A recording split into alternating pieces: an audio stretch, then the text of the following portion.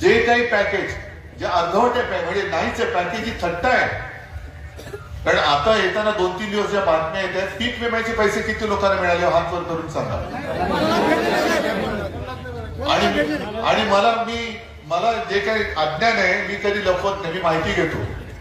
साधारणतः मला सांगा कोणीतरी एकाने की कोणी पीक विमा इकडे भरला होता त्याची माहिती घेतली होती.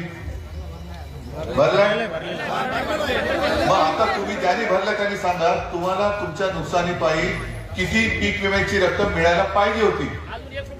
नाही मिळायला किती पाहिजे होती. अरे नाही पण मला रक्कम सांगा मग मी पुढचं बोलतो.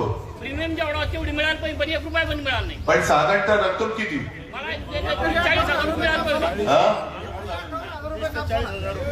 40,000 रुपये 40 ते 50,000 रुपये एकरी का हेक्टरी.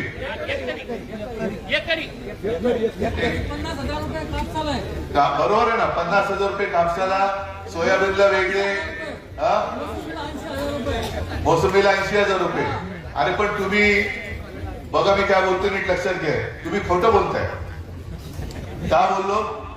कारण पीक विम्याचे पैसे मिळायला लागले.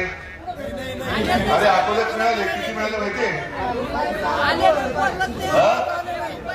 2 रुपये 30 रुपये. पालघर जिल्ह्यामध्ये तिकडे ठाणे जिल्ह्यामध्ये 2 रुपये 30 पैसे मिळाले ना तुम्हाला. काय थट्टा शेतकऱ्याची थट्टा चालली.